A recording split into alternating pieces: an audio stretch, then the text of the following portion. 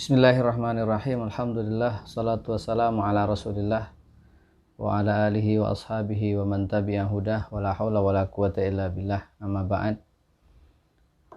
Ya, ceritanya saya sedang gandrung beberapa hari ini membaca kitab-kitab sirah nabawiyah, mulai dari yang klasik sampai yang kontemporer.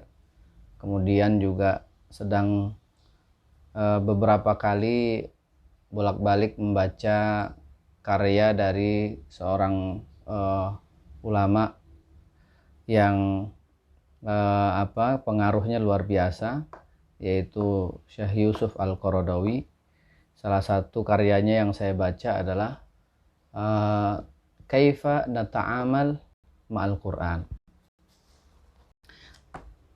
Dari bagian karya tersebut, yaitu Kaifa Nata'amal Ma'al Quran ini, yang kebetulan waktu kuliah kemarin, waktu teori ini menjadi salah satu materi yang harus saya ulas, saya kaji.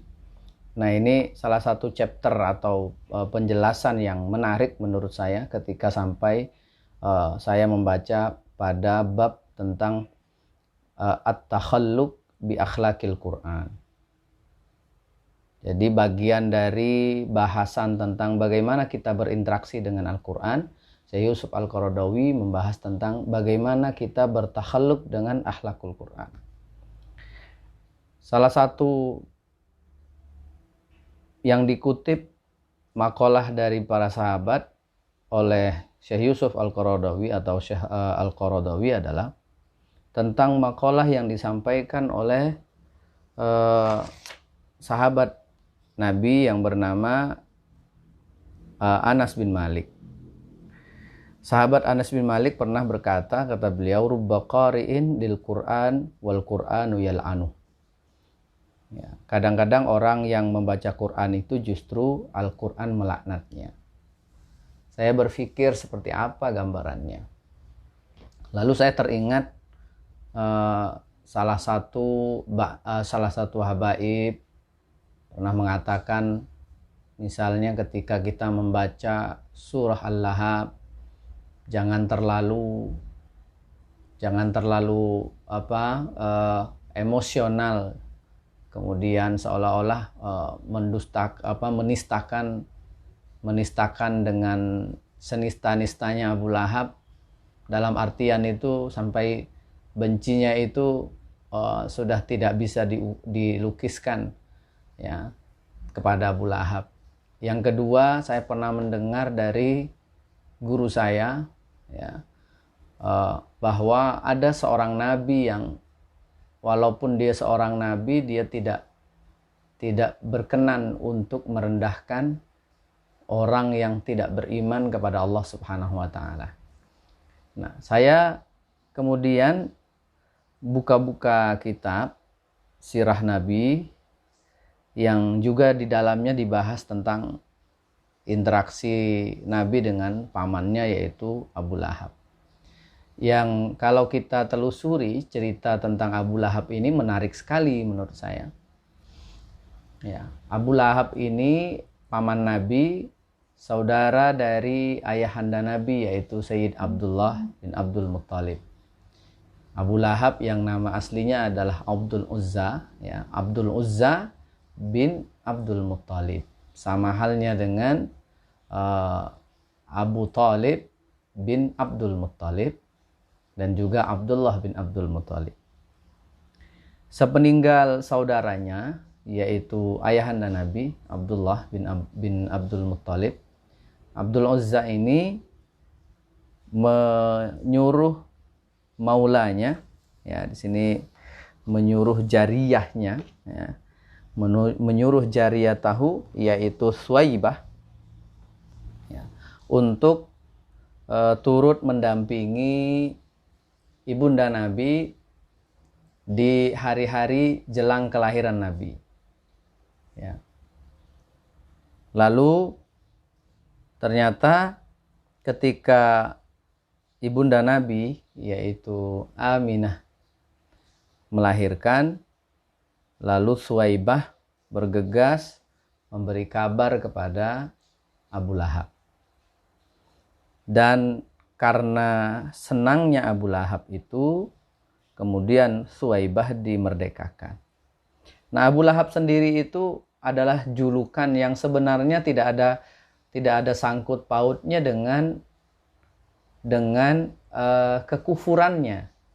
Nah, ini yang mesti mungkin kita harus ingat-ingat lagi, harus cari tahu lagi, harus ketahui bersama bahwa julukan Abu Lahab itu tidak ada kaitannya dengan kekufurannya kepada Allah, kepada Rasulullah SAW. Justru julukan Abu Lahab itu lebih kepada rupa fisik Abu Lahab. Jadi Abdul Uzza ini dikenal sebagai seorang yang tampan, ya, yang ketampanannya itu terkenal, ya, bahkan waktu itu dia orang baik, ya kan? Dan itu bisa kita telusuri atau bisa kita lihat ketika dia saking senengnya dengan kelahiran keponakannya, itu dia langsung memerdekakan budak. Yang saat itu memerdekakan budak itu bukan satu pekerjaan yang ringan, ya, karena kan budak itu adalah harta kekayaan tuannya. Makanya dalam konsep perbudakan di masa jahiliyah itu, seorang yang sudah jadi budak maka dia adalah properti dari tuannya, berharga, bisa dijual, dan si budak ini kalau ingin merdeka dia harus menebus dirinya. Nah, saat itu Suwaibah, budak dari Abu Lahab ini, dibebaskan, ya, oleh Abu Lahab karena dia sudah turut menjaga adik iparnya yang mau melahirkan dan mengabarkan keponakannya kepada Abu Lahab. Interaksi Abu Lahab dengan Rasulullah itu kan lama sebelum kenabian, ya. Berarti kalau kita hitung, Rasulullah itu diangkat menjadi Rasul umur 40, ya kan?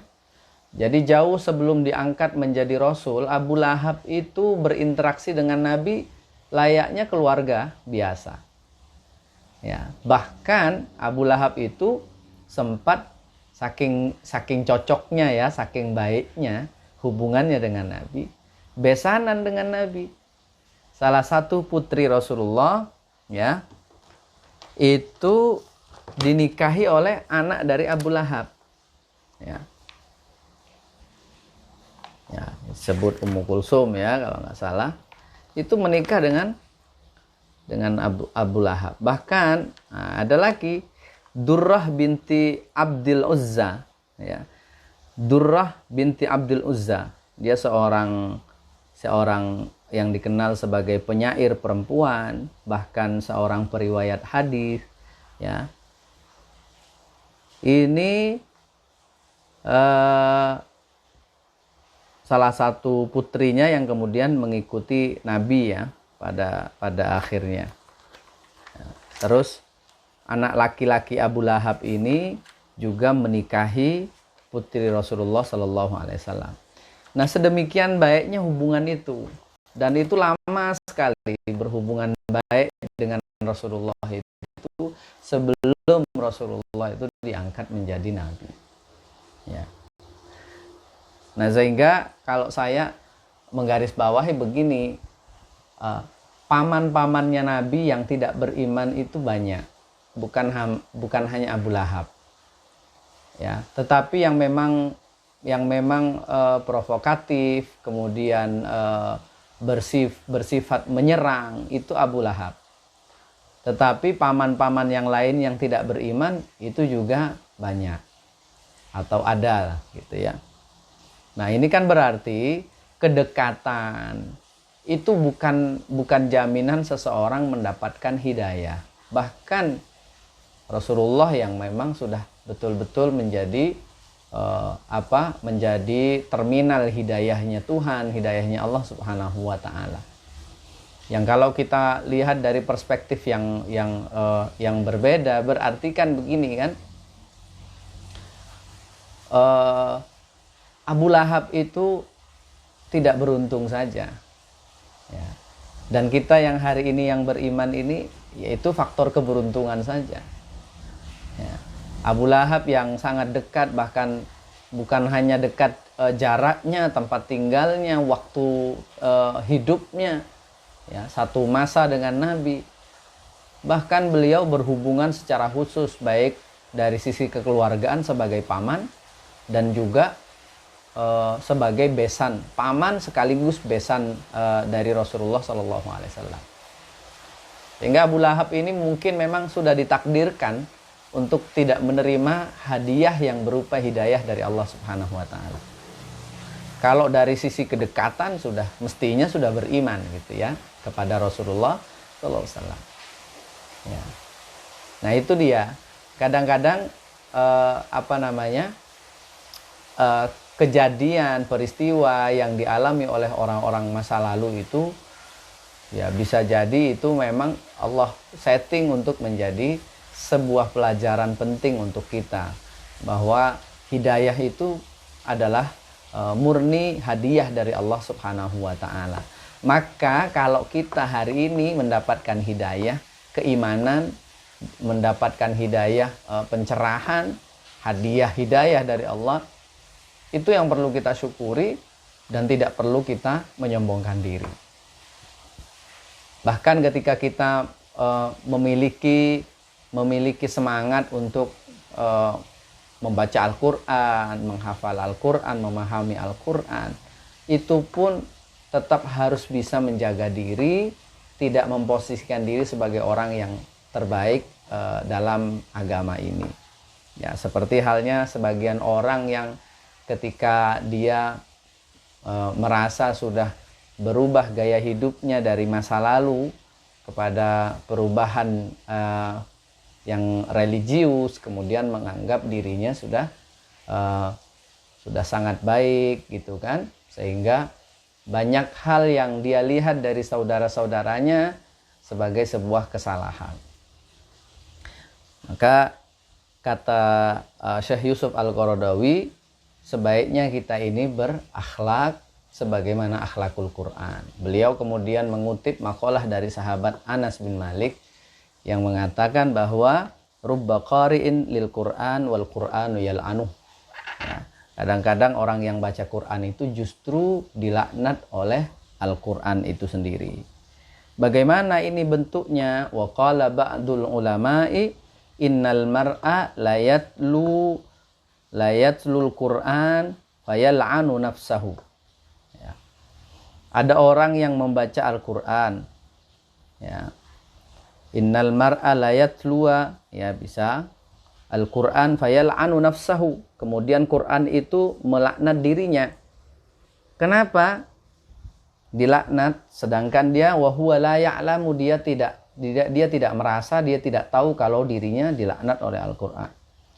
Misalnya begini, yaqul ala na'natallahi 'alal zalimin. Misalnya ketika kita membaca Al-Quran sampai pada ayat ingatlah bahwa laknat Allah itu bagi orang-orang yang zalim.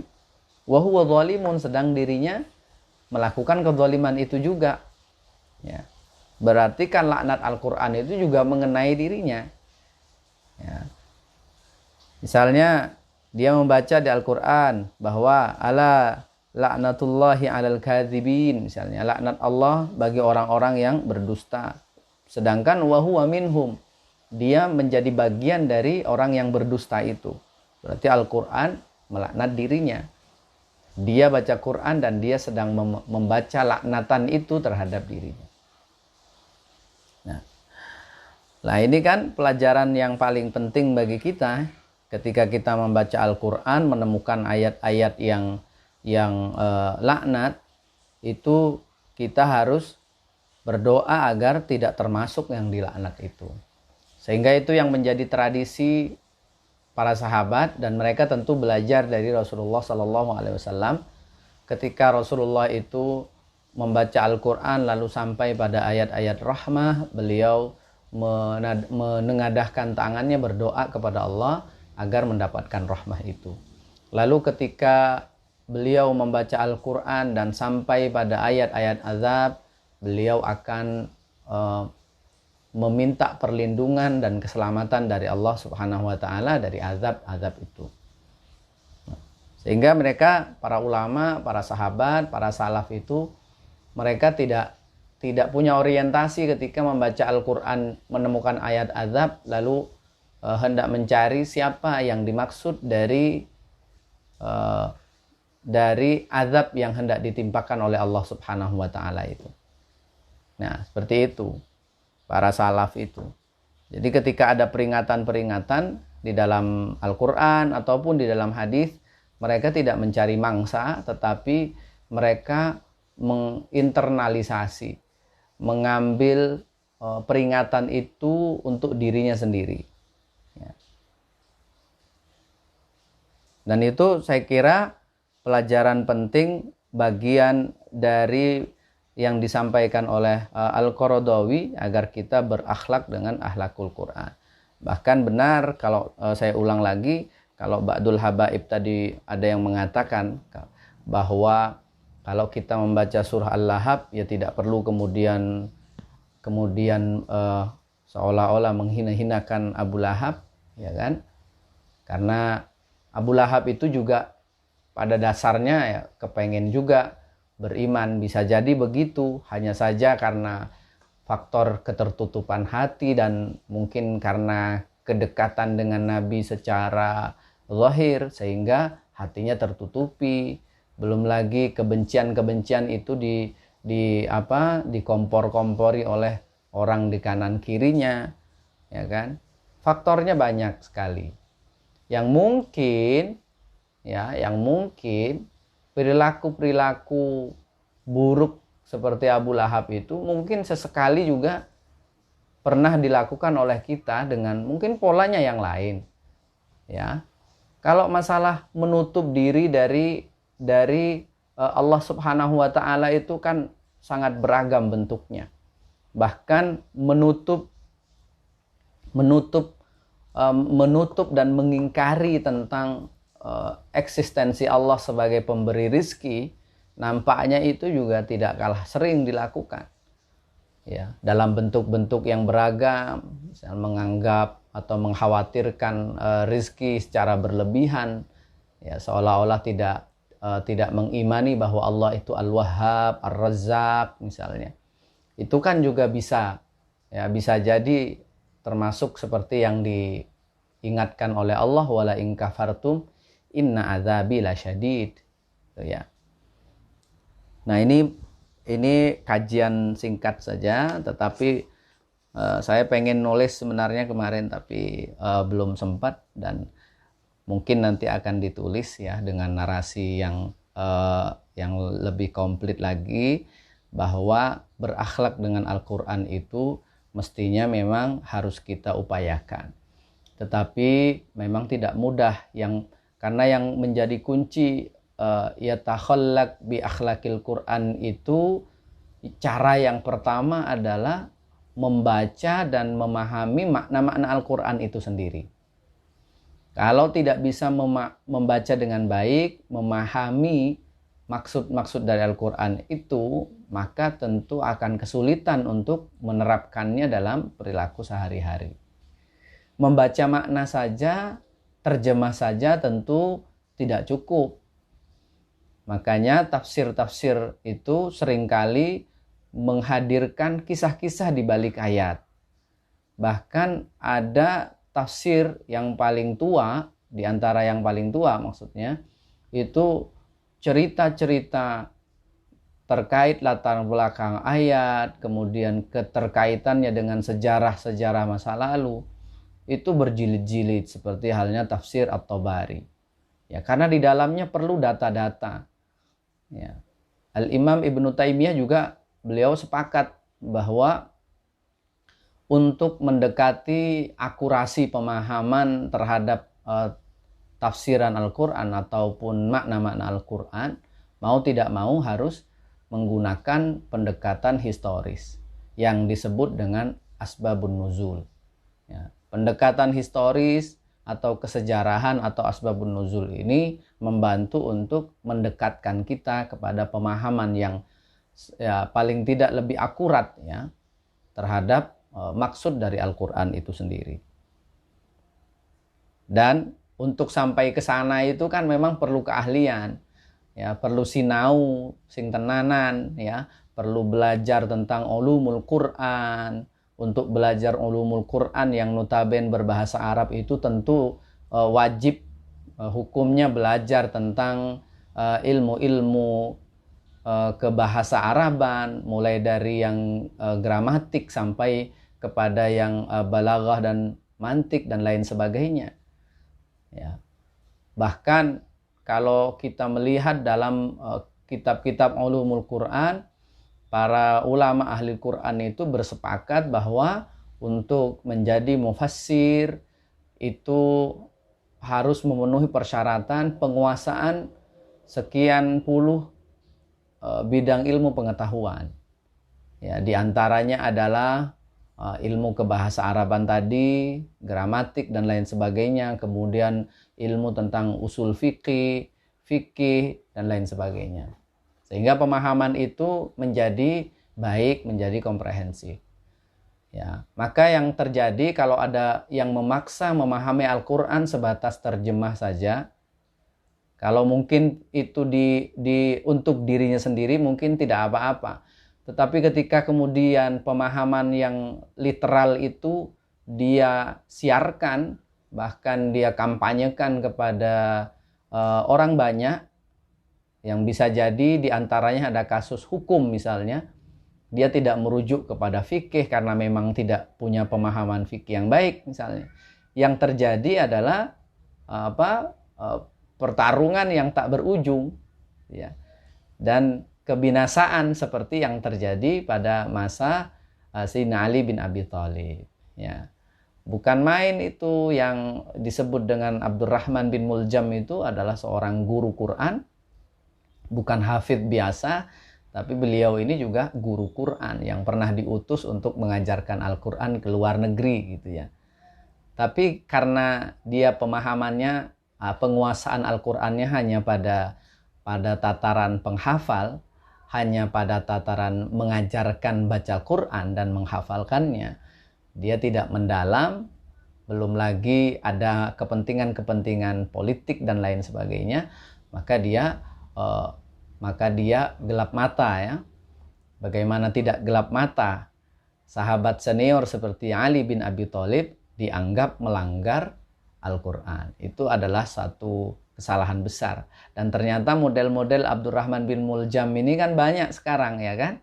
Ada orang yang baru hijrah, ada orang yang baru sadar dari kekhilafannya, tiba-tiba dia menyalah-nyalahkan, berfatwa, ya, terkait praktek beragama yang dilakukan oleh para ulama yang sudah turun-temurun, yang ilmunya sudah luar biasa, ya.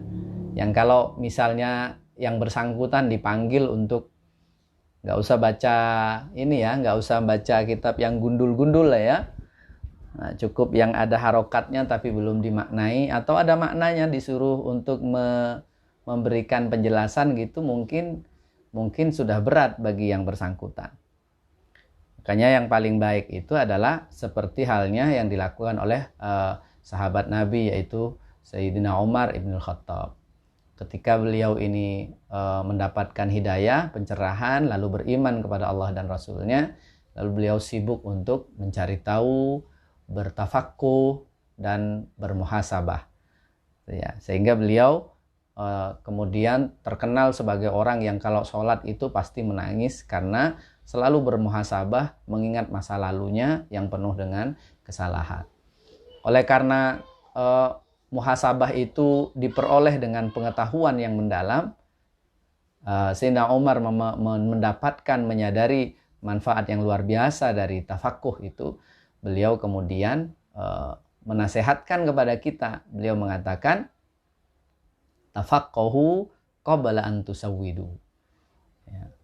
Sebelum kita kemana-mana berdakwah, sebelum kita nuturi wong liya, sebelum kita jadi imam, tafaqqahu, kata beliau. Sebaiknya tafaqquh dulu.